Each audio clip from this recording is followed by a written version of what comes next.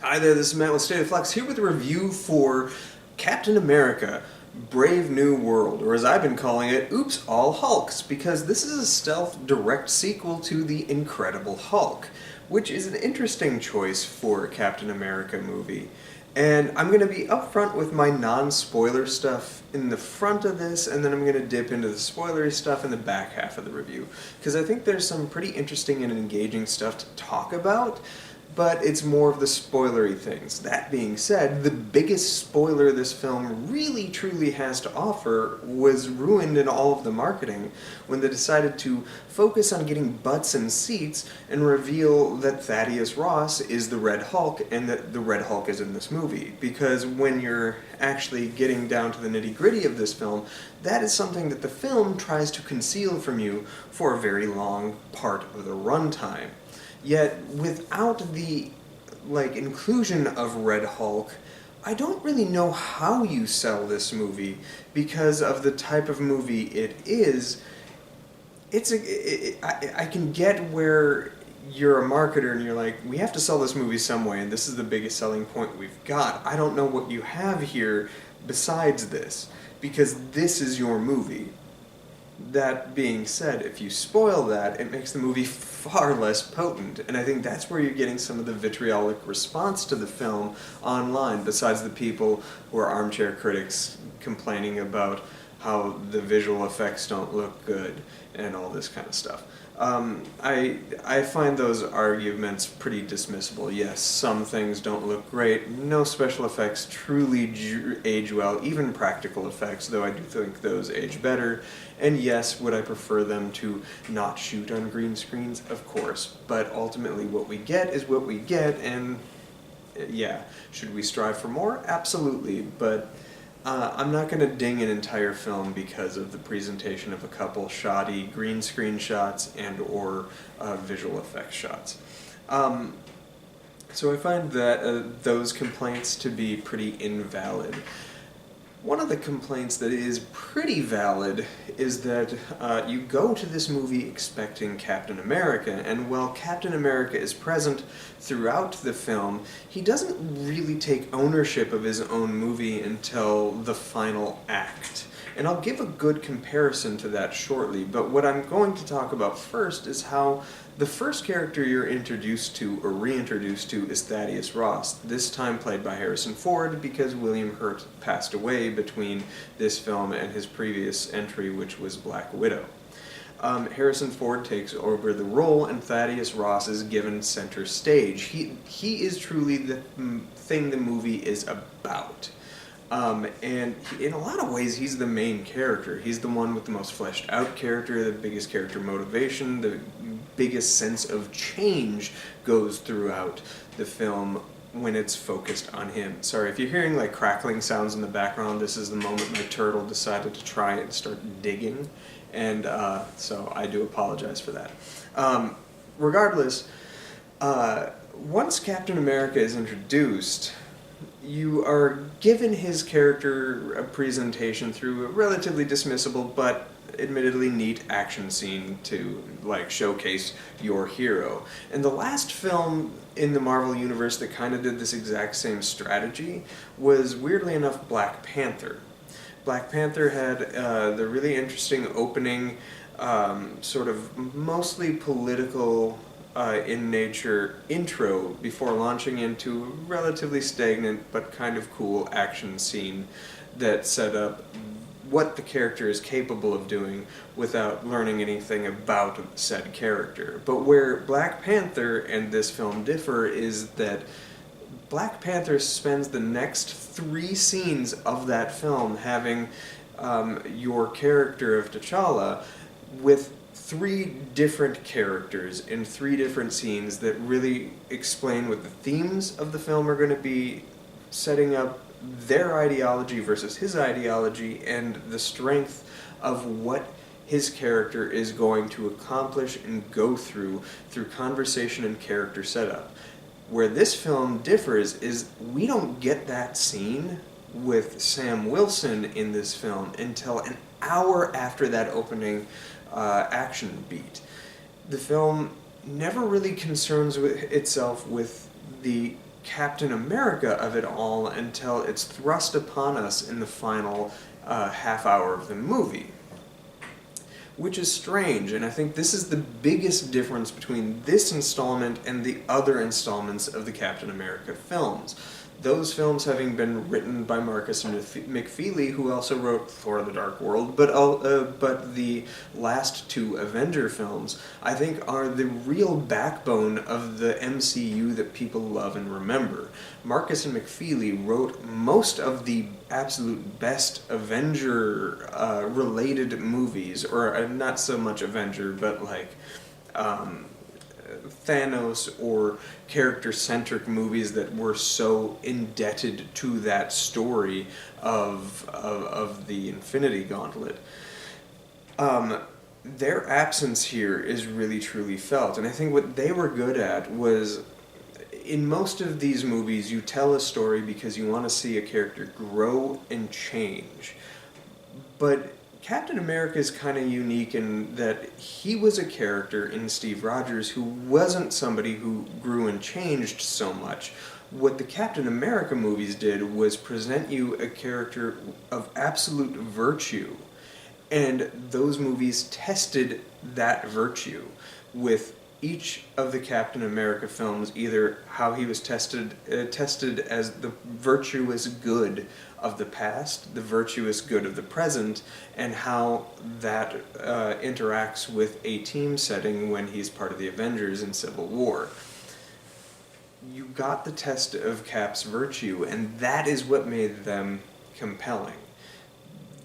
That's not who Sam Wilson is. He's not a super soldier. He's not somebody who's virtuous or the pure embodiment of good.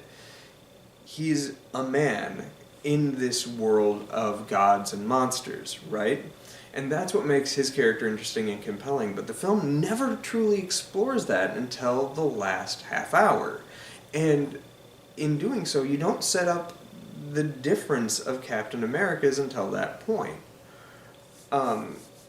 Which is kind of jarring, and I think that's where people are giving the film a lot of pushback who aren't just complaining about special effects.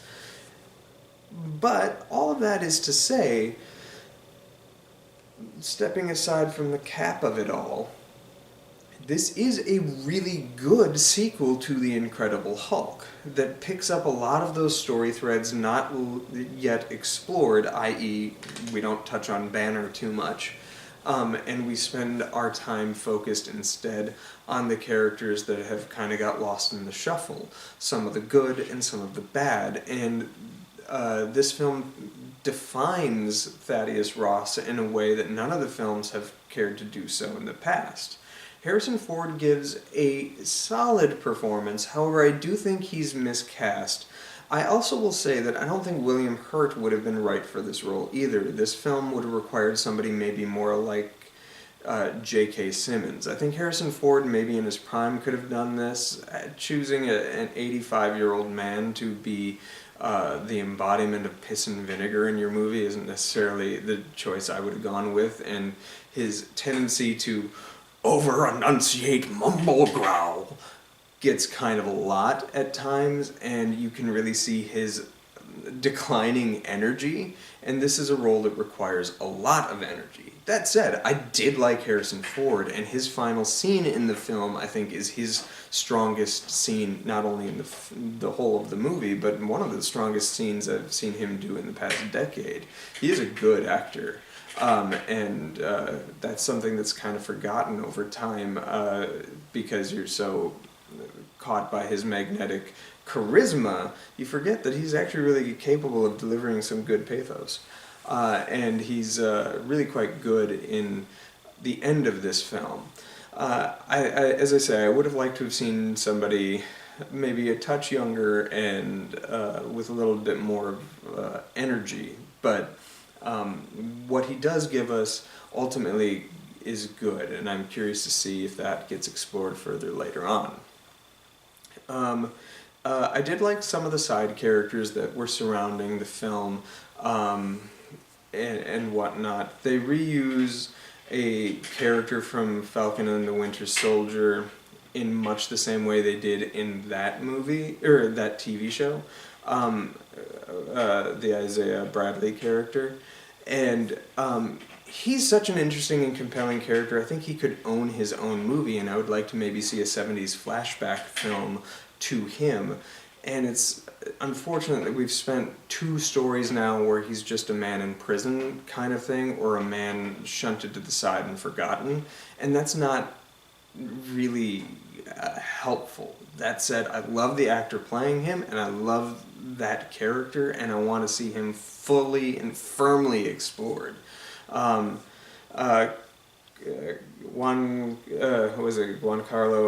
Esposito, I can't remember his name if I'm mispronouncing that. He's Sidewinder, and he kind of gets sidelined midway through the film, but he is really, really quite good, and I liked him, and I think there's more expansion for him throughout.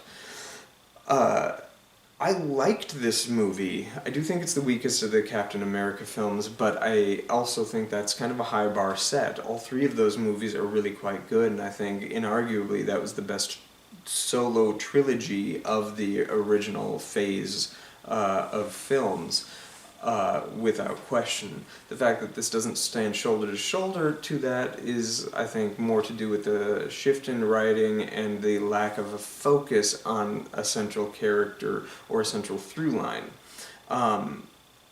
that's exclusive to this film. It's sort of the Iron Man 2 of it all, where it's so focused on expanding lore and playing with established characters and threads of storyline for stories yet to come, that it kind of loses itself. However, similar to my feelings with Iron Man 2, by the time we got to the end of Phase 3, Iron Man 2 stands a lot taller. What I once looked at as the weakest element of the MCU grew quite a bit in my opinion, and I see it more as a building pillar than a weak point. And I feel like my opinion on this might shift as time goes on as well. So that's that just is a waiting game. We have to wait and see if this film delivers on some of that stuff.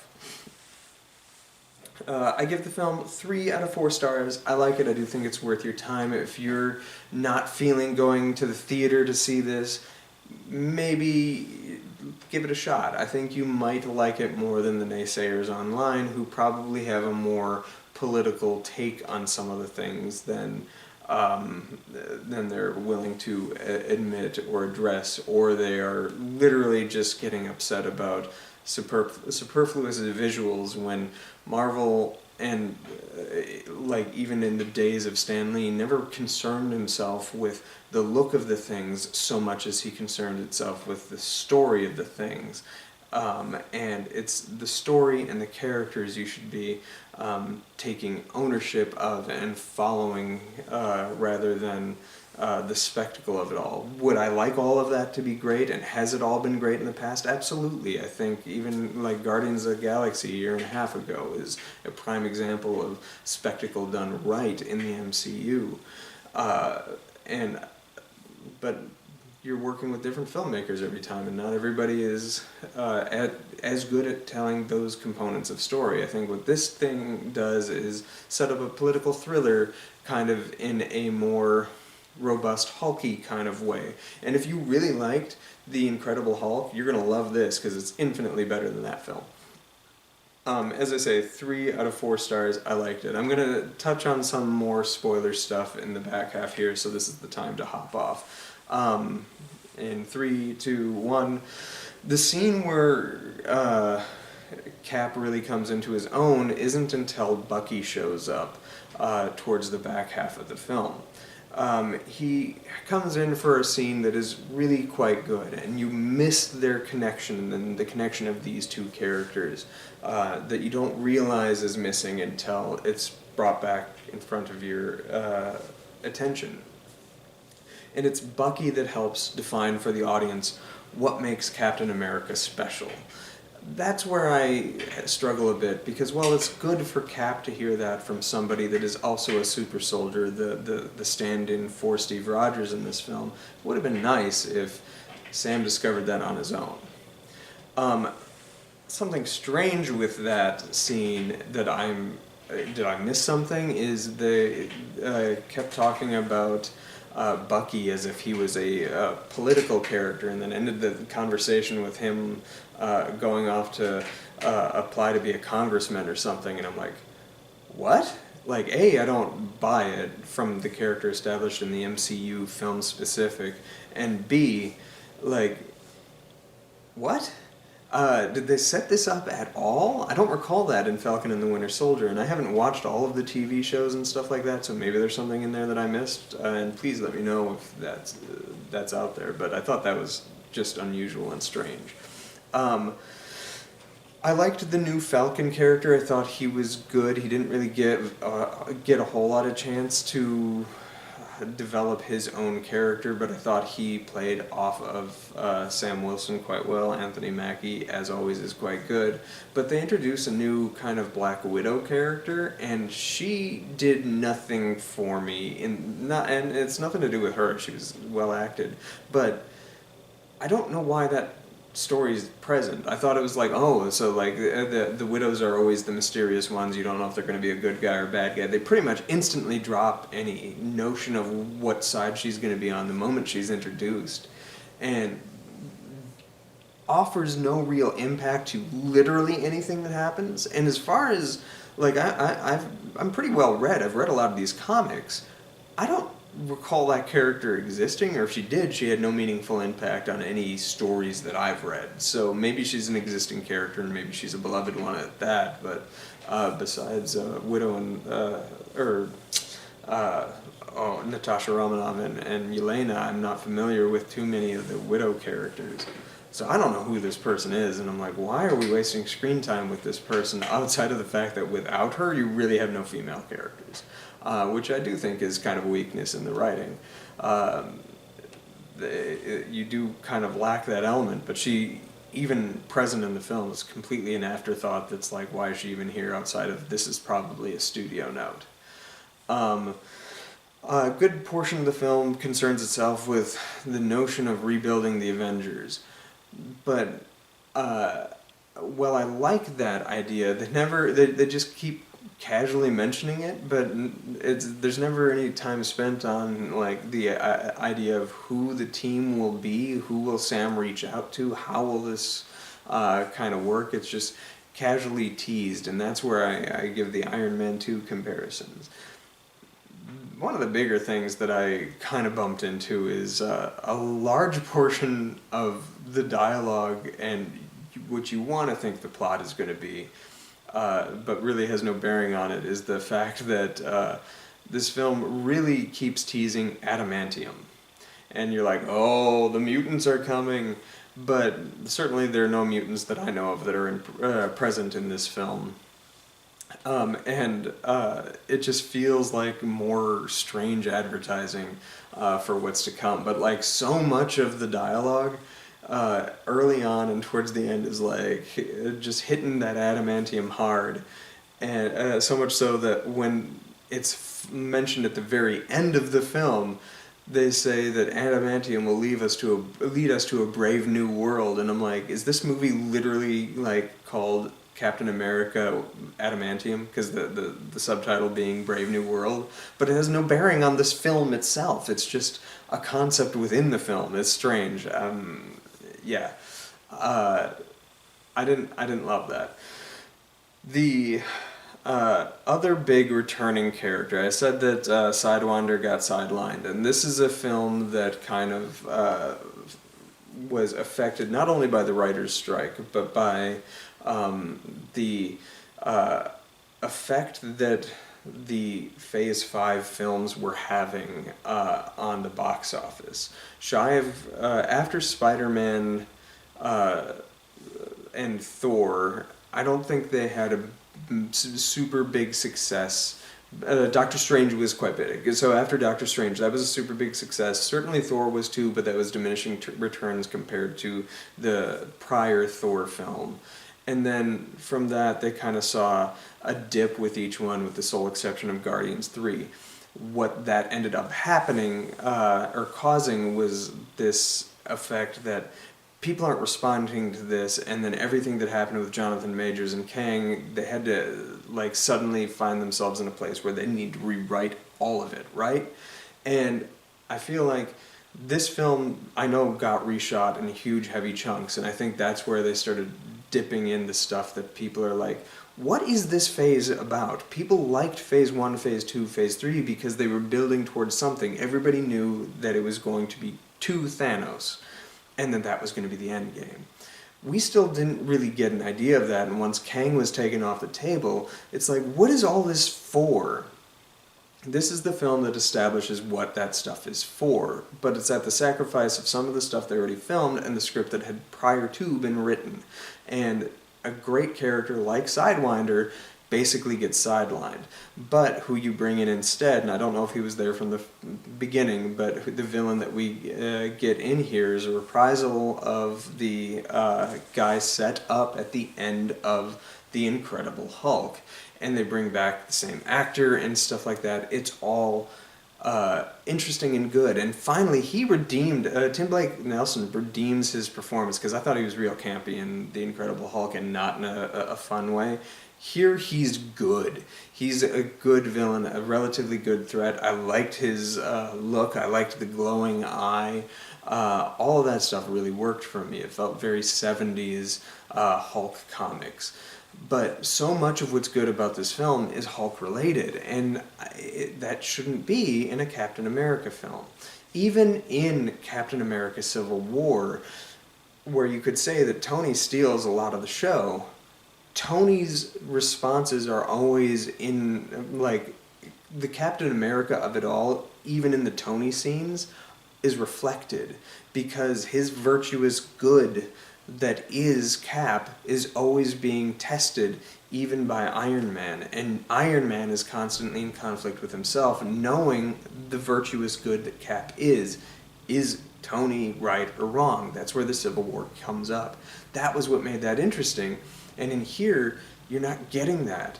And that's kind of a shame. But I do sound like I'm coming down on the movie far more than I am. These movies are built to be entertaining and fun, and they are. I love the Red Hulk stuff at the end of the movie. It's just too bad that it takes an hour and a half to get to the thing that you want it to do, which is the same problem that all Hulk problems suffer from, which is that you're going there to watch something very specifically that's advertised to you. Hulk, you want to see that. And A, it's not something the studio can afford to do more than once or twice, the big transformation scenes, and B, the main characters are trying not to allow the Hulk to come out. So Red Hulk is no different. It feels like an extension of the same thing. That said, what's present is good. The action I liked. It's well photographed, it's bright, it's fun. I like the characters. I like where this film ends and the setup of what is to come. Let me know what you guys thought of this film in the comment area down below. I sound like I have a lot of criticisms, but those criticisms come from a place of love. I liked this movie, I love this franchise, and I want to see where the MCU has to go. Thanks for watching, like, subscribe, do all that good stuff. Peace.